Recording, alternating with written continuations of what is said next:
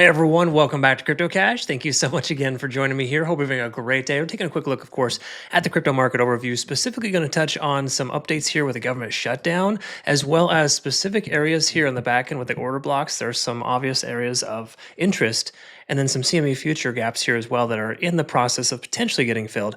And then obviously kind of compare and contrast some Bitcoin dominance and the macro structure here for Bitcoin along with some liquidation data. So be sure to stick around. We've got a good one today. Let's take a look. All right, folks, before we jump into the backend data, as per usual, just going to ask you to hit the like button, comment below, make sure you enable alerts when you watch my channel. Deeply appreciate that. Thank you again to those who have been consistently doing that. We are seeing a little bit less views on average lately, so please don't forget to do that every time you watch. Now, what we're going to touch on here just first is the government shutdown. I asked AI what happened with the shutdown today.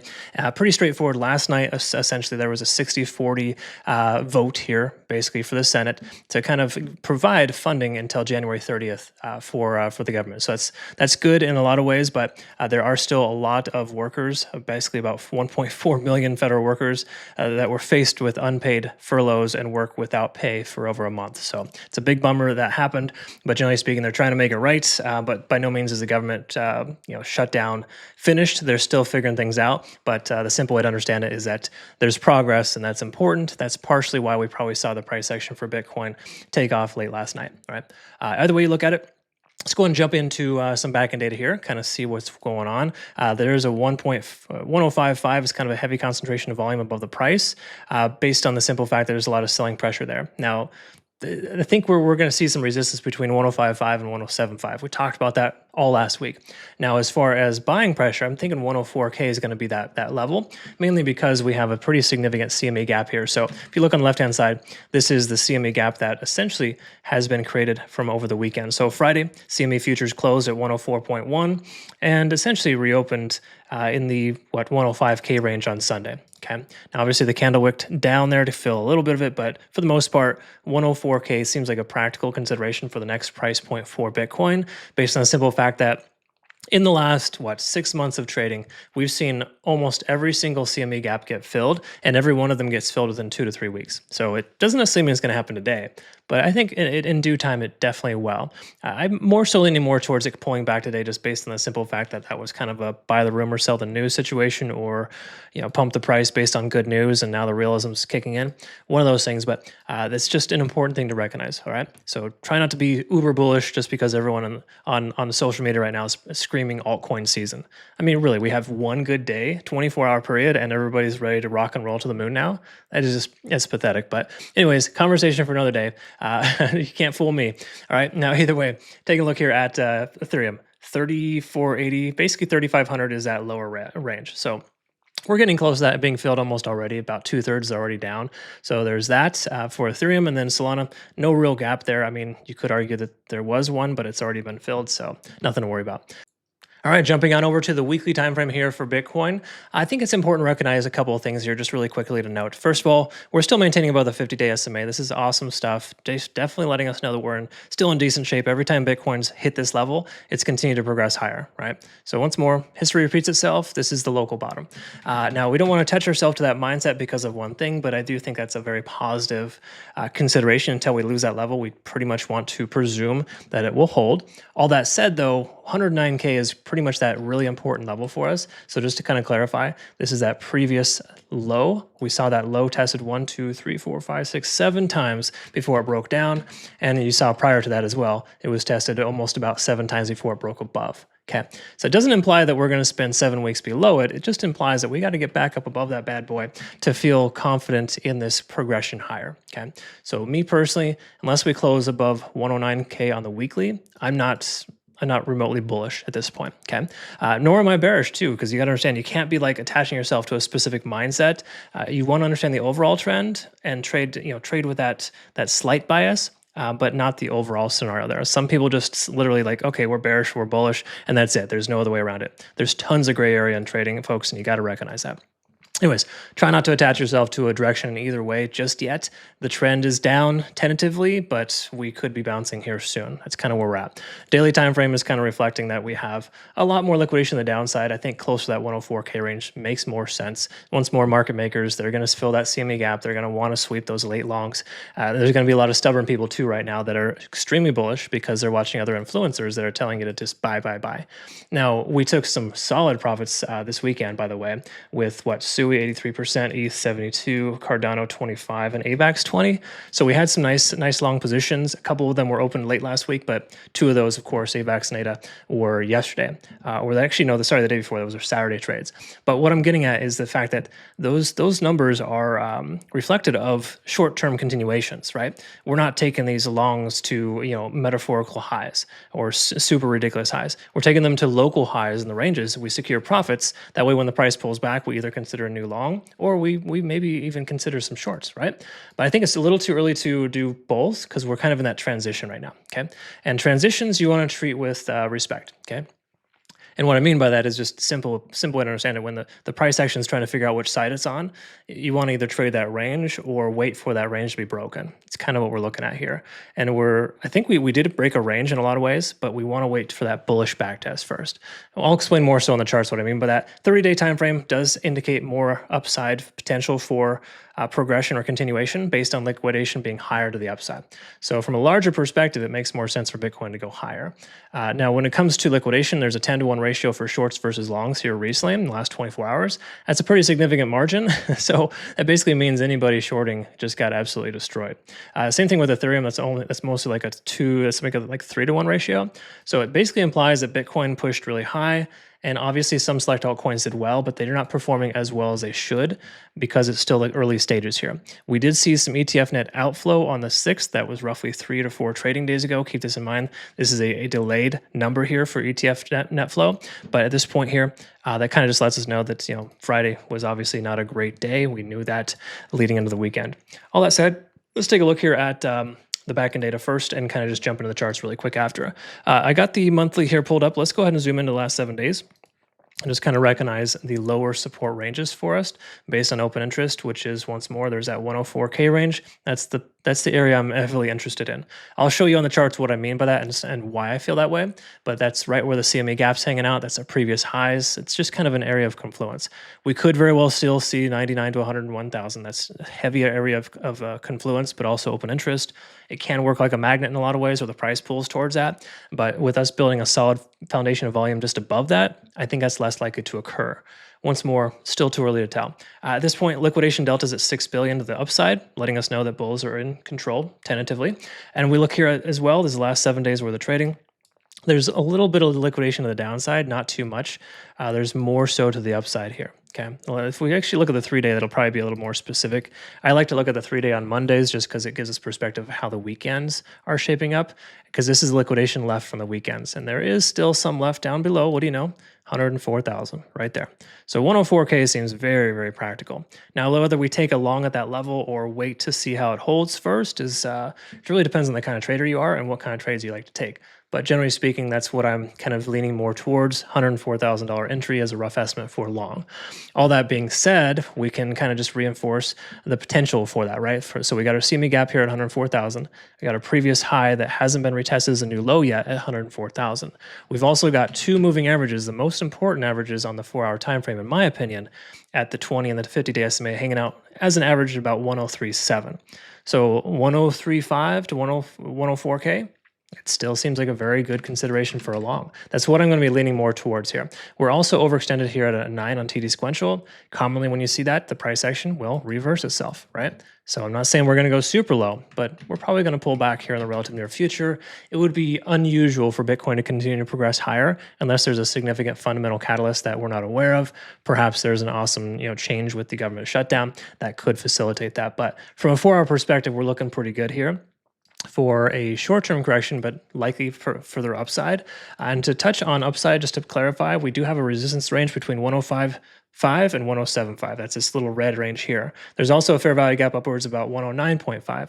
So we could very well see a push to 110, maybe even 111. But just note, we hit that level. 111 is a significant resistance for us. That's been the largest amount of volume average here based on, ever since Bitcoin's been in the 100+ K range. But it's also an area of confluence with the 200 and the 50-day SMA as well. Okay, so there's once more confluence. These aren't magical Fibonacci retracement levels or Elliott wave idiot theorists. Okay, it's realistically areas that are tried and true, proven to be very valid over the course of decades of trading. Really, honestly, the Elliott wave only exists in. Okay, I'm not going to elaborate. Anyways, the whole point here is that we're looking pretty good for a transition, but I think it's a little too early to try to take a long at 105K.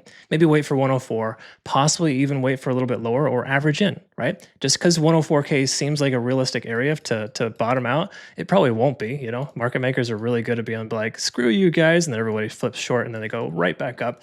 It's a really nonsensical environment. So be careful if you go all in here. I wouldn't do that.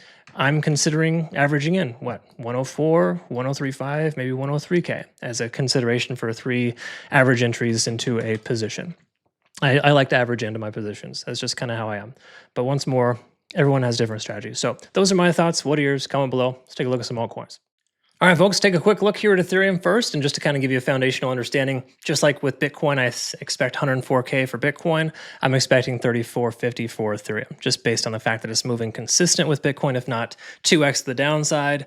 And obviously, the more important factor here is that just recognizing that we have a CME gap below the price too, right? Just a little bit left there. Open interest does indicate 3,500 to 3,550 is that potential support or resistance zone for us. So we end up closing below that. It might be a potential problem area for us, but once more here at this point, liquidation delta is cut in half. We're at about 2 billion versus 4 billion 3 or 4 hours ago. So at this point, we're seeing a lot more profit either being taken or essentially longs kind of reducing their position size, or just more shorts to come into the market. All that being said, look at the last 7 days here of liquidation. There's still more liquidation on the upside, so I don't want you to be attached to the premise that we're going to continue going a lot lower. I think we're going to probably bottom out soon, but from a liquidation standpoint here, there's tons of shorts at 3,700, 3,800, and those are going to be probably the likely next targets here for us. Okay, quick side-by-side comparison here with Bitcoin and ETH. We can kind of see that they're both performing very similarly, right? There is a resistance, basically on the hourly time frame, we're looking at support at 104 for Bitcoin, and once more 37. Right in that 3770, 3750 range, depending on if you exclude or include candle wicks. So those are just kind of things to recognize. Side-by-side comparisons are good to quickly look at for Bitcoin, because if the coin's really outperforming versus Bitcoin, it'll probably continue to outperform, right? At least until it aligns itself. Or it could correct itself 2x, and you've got to be aware of that too. Daily time frame for ETH is as follows. We've broken our descending trend line, our macro structure descending trend, which is good. That's a very, very good sign, but there's a fair value gap above the price. 3,800 could incentivize the price to go higher. But we haven't fully broken bullish yet, but stochastic swinging up. Obviously, that's good. We identified that yesterday. MACD also converging. Those are just some generally positive signs here, or at least MACD's soon to converge, rather. So all those things kind of combined lead me to believe that we're going to continue to progress higher, but there should be some short-term corrections below first. It would make perfect sense, right? That standard trading, where the price action pulls back to scare a lot of people, and then they pump the price. Either way, we've been maintaining at or above the 200 SMA for a while, so that's generally a favorable sign. So ETH is still in decent shape, but by no means is this like a phenomenal, take all you got and put into ETH right now. It's just not that kind of coin. All that said, though, 4 hour time frame makes it a little bit clearer for us here. Just recognizing, first of all, there's a lot of volume at 3,900 to 4,000. We're a ways away from that, but we get up to that range, we could expect some slowing pressure. But the easy way to understand it here is our previous high hasn't been retested as a new low yet. So once more, 3,450, that's a very logical consideration for long. Keep in mind, there's a little bit of a fair value gap left here, but we're above all moving averages. So as you can see here, there's this convergence, folks. This isn't just magical fib levels. We can see we're looking at all this area here, the 20 and the 50-day SMA hanging out right there at 3,470. We also identified 3470 as that area of liquidation, but also a confluence to another timeframes. Furthermore, 3450 is that area of support based on previous highs. So 3450 to 3470 seems like a really good range here to consider averaging in if we see that. Okay, I like to emphasize the word if because there's no guarantee we're going to pull back. It's just a statistical probability, right? So if you are an ETH fan, which that's great if you are, you shouldn't let that promote your trading experience. But what I want to recommend is if you're going to insist on trading, average in, just go a little bit in right now, a little bit in a lower price point. That way you don't, there's nothing worse than getting like a big fill or a large fill order at like a really, what feels like a great place. And then it just keeps on running. Then you're forced to add more to it. And it's like, that's not really a good position. You should never feel forced. You should want to add to the position because you had the strategy in the first place. Anyways, that's Ethereum. Hopefully that helps. If you're looking for a new exchange or possibly just want to help support the channel, Bitunix has got you covered. We've been partnered with this exchange for over 2 years. It's been our fan favorite for our community, and the reason why is because they take really good care of you. They offer trading reward bonuses as well as a reduction in fees. Best exchange I would recommend at this point. Link down below for more information. Take a look here at Solana. Some quick understanding and points of reference here is that we haven't broken our descending trend line officially. While the descending trend line, we're technically above and below it right now, and we're above our moving averages. That's probably more important. We still have yet to establish, consistent higher highs and higher lows. Now, granted, obviously you can look at this and it looks very similar to other charts. It's just not quite as strong as other charts. So just be mindful of that, right? Now, I'm not throwing any shade at Solana. Don't get me wrong. This is one of my favorite coins to trade. I enjoy the price action, but for the most part, I do think that we're probably due to correct a little bit more before we continue higher, just based on that simple factor, right? But we don't trade on one thing alone, right? We kind of take an averaged consideration. So that's what we're going to do here. Our due diligence. Let's take a look here on the right-hand side. Open interest 160 and 155. We've known that for a while, but those are the true support ranges for us. Furthermore, too, liquidation delta is quite bullish, actually. So it definitely looks like we're in pretty decent shape here. While it is tapering off, we're seeing a pretty significant margin there for bulls versus bears, basically. So if we look on the left-hand side, last 7 days, there's still some liquidation on the downside, of course, but a little bit more to the upside. So this doesn't really tell us too much now that that full area of liquidation has been swept. There's some late shorts, of course, but for the most part, that indicates that we are probably likely to start seeing some range-bound activity. Generally speaking, when you see all liquidation hit in both directions, you're going to see the price kind of flounder around before it takes off. So it could very well be floundering around here between 165 and 170 and then leg up from there. Once more, there's good momentum here. So there's a solid chance that we do continue higher from a momentum standpoint. 4-hour RSI is above 50. We're looking at money flow index is higher. Even though stochastic's swinging down, we're losing a little bit of momentum on the MACD. Everything else looks pretty bullish, right? It's just I'm not super convinced with this daily structure here, letting us know that we're like full on back on track. So when I prefaced with, I don't know how much higher we're going to go, we may actually start to slow down or we haven't broken our descending trend line. That's an important thing to kind of recognize the overall trend. It's still down, but we're seeing early signs of reversal, just as we are with most altcoins. MACD and stochastic are swinging back up. While I don't love that money flow index is below the RSI, it's well above on the 4-hour time frame, telling us we have short-term continuation potential. So macro structure, I'm still on the same page of 175 being our immediate high or our local high, macro high, however you want to put it. It's basically just an area with a lot of confluence there. And then same thing with 195, but we'll bridge that gap later. So the summary is that the 4-hour time frame indicates further upside with a short-term correction, but the macro structure tells us 175 is going to be a solid resistance for us. So to me, along from 166 to 175 doesn't make a ton of sense. I'd rather get in at 155 to 160 with a long to 175, right? So I'm going to be patient and wait for a long opportunity in this coin. That may not happen, but it's better safe than sorry, right? And that's kind of where we're at there with Solana. All right, moving on to SUI. SUI is interesting. This is a little bit better than I expected from yesterday, but also different. Let's go ahead and talk about it. 4-hour time frame. Actually, no. Let's look at the backend data first. Quickly recognize from an open interest perspective in the last 7 days, we can see the most amount of the most amount of support, it's a support level at 203, all right? So 203 is that lower level, 196 just below that. So those are two areas of support for us. If you got into our SUI long, for example, we averaged in between 190 and $2 with our take profits at about 220 for our top. So if you kind of see here, yeah, there you go. 220 was our take profit target, our very last target, take profit target. Okay, so just to kind of give you some food for thought there. Generally speaking, when you identify key level resistances, you want to put your take profit target just below it, right? Don't be a greedy SOB that takes, trying to take profit at 250 right now when we're still in the low $2 range. Okay.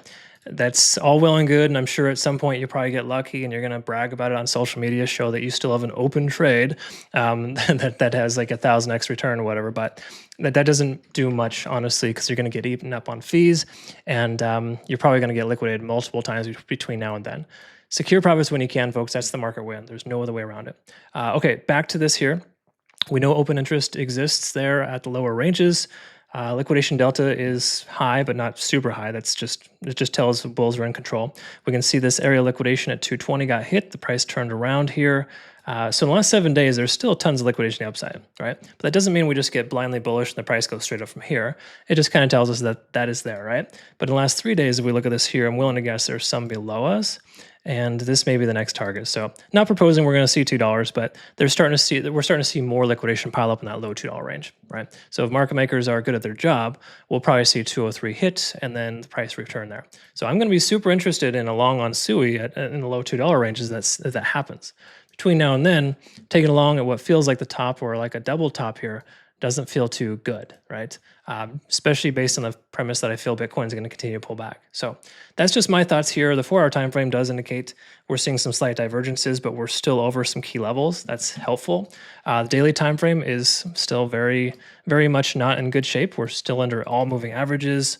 Money flow index is below the RSI. MACD is converging, which is conflicting. There's just too much nonsense right now. And what I mean by that is just there's like the fingers are pointing up and down at the same time. It's like asking for somebody for directions and they point in 2 different directions. That's what's going on right now. So when you have that, what do you do?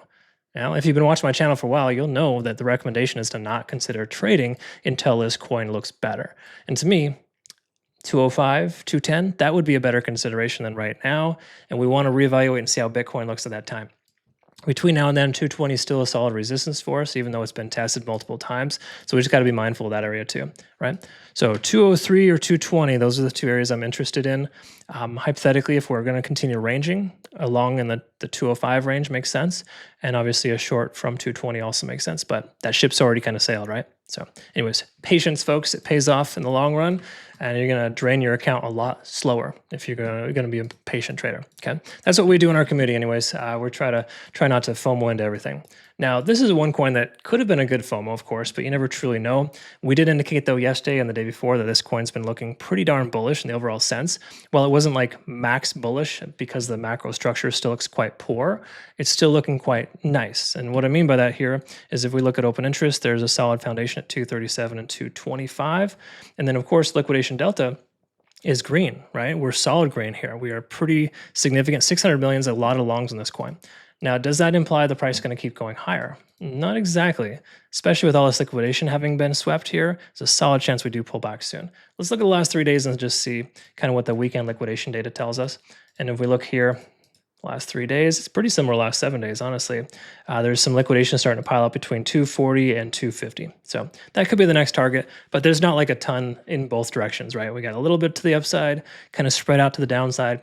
So, really outside of overextension, it's pretty high risk to consider a short with this coin.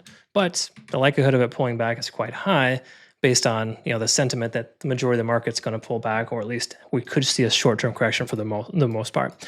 All that said, the macro structure is still quite poor, and I'll have to update some of our key levels here, but you can kind of see that this descending trend is far from being broken. We're still under the both moving averages to the important 200 and the 50. That's kind of considered to be a death cross there. I don't like that word, but it's kind of the word to describe a shift in momentum, or being below that is not a good sign. So 260 is that level, and we came pretty close to hitting that level. We hit like 257 recently. So that does kind of suggest that we're getting close to our local high. Another high as well to recognize that hasn't been retested yet is this area here. I'll update this again, but the simple way to understand it is we had a lot of lows here previously that wouldn't break, and we still have yet to retest that as a new high. So 270 to 275 is that area of resistance. So we see that range for XRP either now or soon. It would probably be a good consideration to secure some profits or consider a short at that point. Between now and then, there's a lot going on right now, and it's difficult to warrant either a long or a short. But the truth is we have broken our short-term descending trend. So I think the overall sentiment is that we can presume XRP will go higher based on the simple fact that we've got really good momentum. We've broken 50 on the RSI. Not a lot of coins can say that right now.